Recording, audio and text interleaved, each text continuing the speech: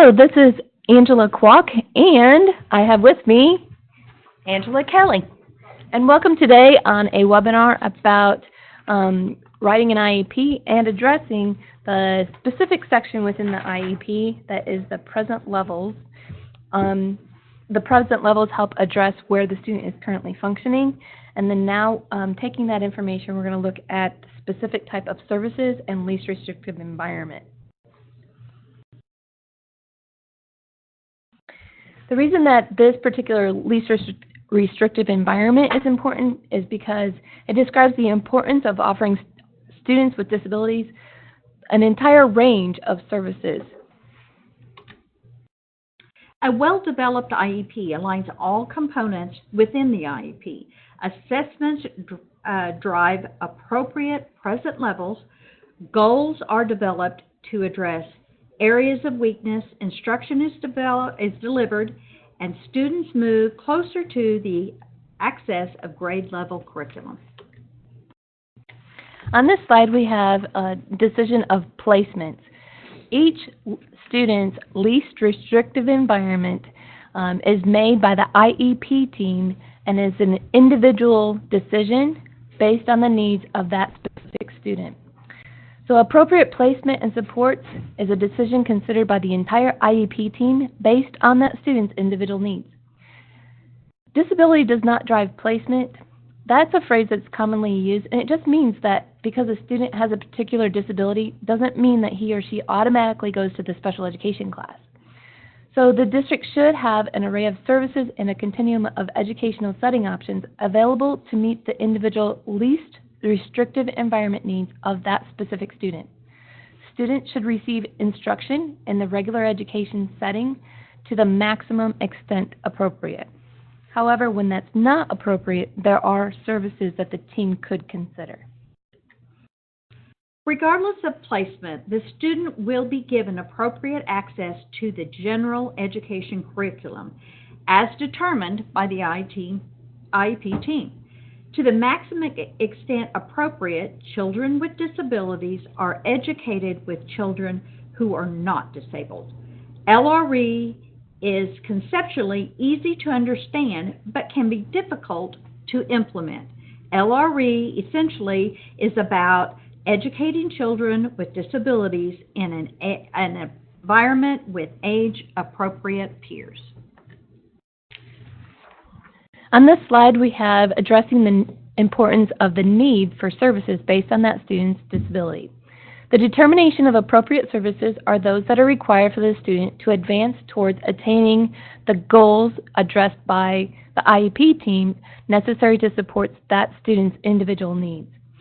Those goals help encourage services that would be appropriate to involve and progress the student in his or her general education and participate with non-disabled peers. Services can include special education services, but they also could include related services to benefit the student participating in special education. Each student's IEP includes descriptions regarding special education services, related services, supplemental aids and services, program modifications, and of course, personnel supports.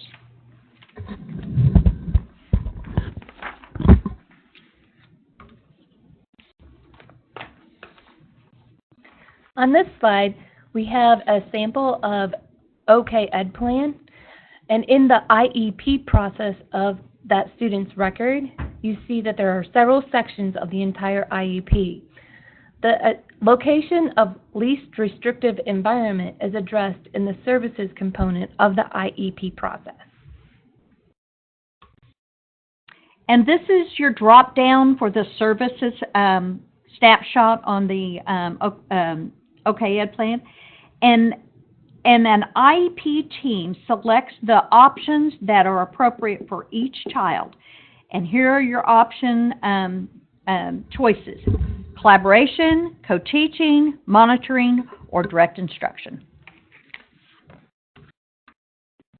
We will take a moment to address each one of those drop-down areas, and this comes from our process guide for the different types of defined service types.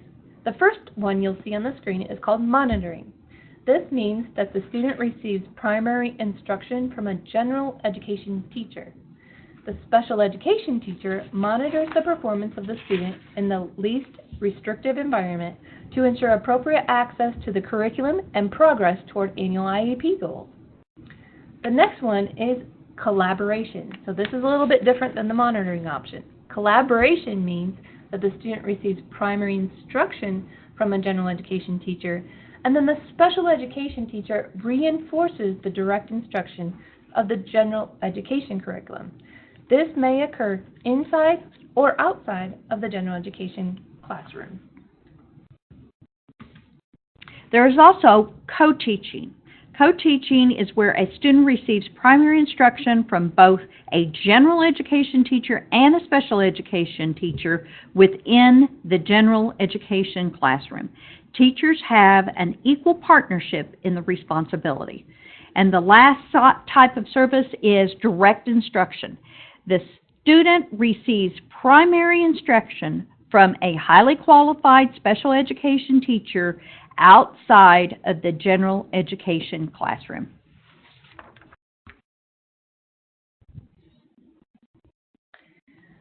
This is a screenshot on OK Ed Plan, and again, we're in an individual student's file. Within the IEP process, we have selected the option for services, and then now on this particular location, we're looking at the location of options for services. The drop-down options include a correctional facility, home or hospital, parentally placed private school, public-private residential school, public-private separate day school, general education setting, or special education setting. In every IEP, IDEA requires that there is a description of the extent, if any, the student will not participate in general education, discussion on the continuum of placement, determination of the amount of time in general education setting, and any modifications or accommodations that would be needed.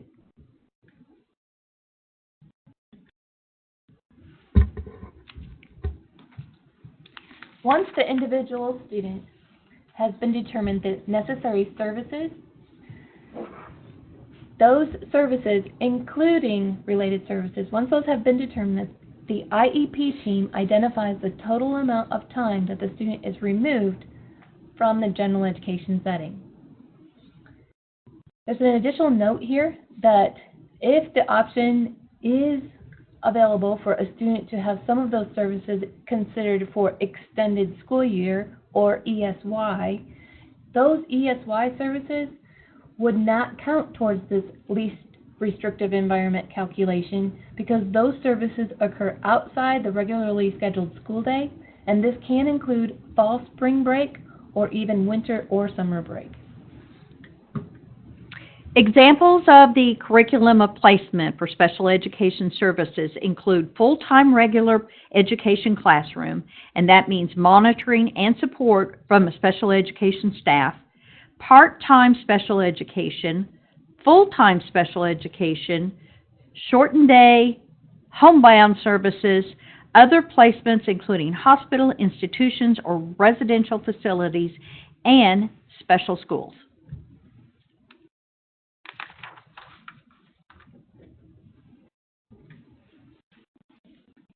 In addition to the options for special education services, a team can consider related services. Related services are supportive services required to assist the student with a disability to benefit from special education. Those type of related services could include speech-language therapy, transportation, audiology services, counseling services, sign language, occupational therapy or physical therapy, school nurse services, or social work services. And I just wanted to add here that sometimes we get calls and the IEP team is considering having services because the student is receiving counseling services outside the regularly scheduled school day, and they want to know whether that is included in the IEP section for services. And it really depends on how those provision of services are offered. Typically, if the school is providing those counseling services and they're outside the regularly scheduled school day, typically that would be documented as extended school year for counseling services. If it's, mom and dad have contracted with a counselor to offer services or any other type of related services, and that's exclusively services that is necessary for that student, but mom and dad are responsible for those services would not be included in the IEP, but a comment could be made that the student is receiving those services. But we would not include that description on the services section here in this area because mom and dad are providing those services. Would you like to add anything on that, Angela? Yeah. Okay, one of the very important related services is transportation.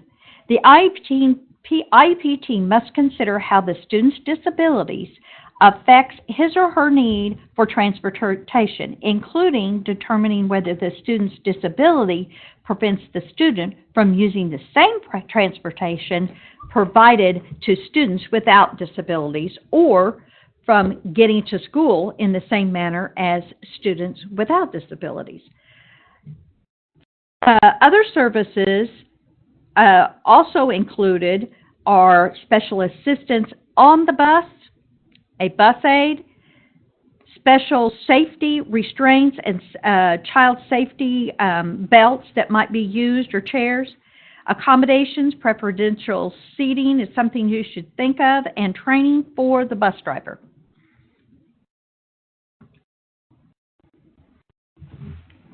On the services section of the IEP, underneath the major section of services, and then under that heading of related services, after the team has considered all types of services and the extent that the student would be removed from the general education setting, there's another section within the IEP that IDEA requires. IDEA requires acknowledgement about whether supplementary aids and services are necessary.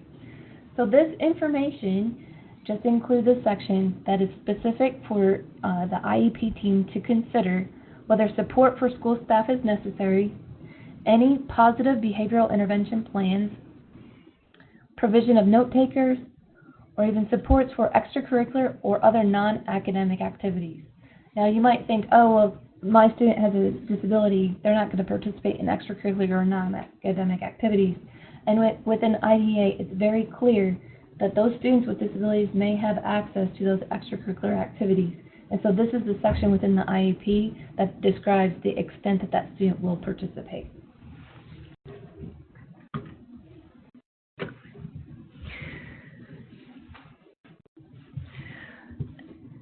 In conclusion, as a result of the services, IDEA requires an entire range of services for all students with disabilities. Far too often we're receiving phone calls that, I'm a parent and I have been told by my school district that we don't offer special education services. And what we're saying is that this is federal law, that you must consider services for students with disabilities, regardless of whether you have individuals in place for that role right now. If that student and the IEP team determines that the need for special education services are necessary, those services must be provided, regardless of the concerns over staffing or expense. So it's federal law that that student has an IEP, that IEP team determines the services necessary, and those services necessary, once decided upon by that IEP team, that legal document is binding and those services must be provided.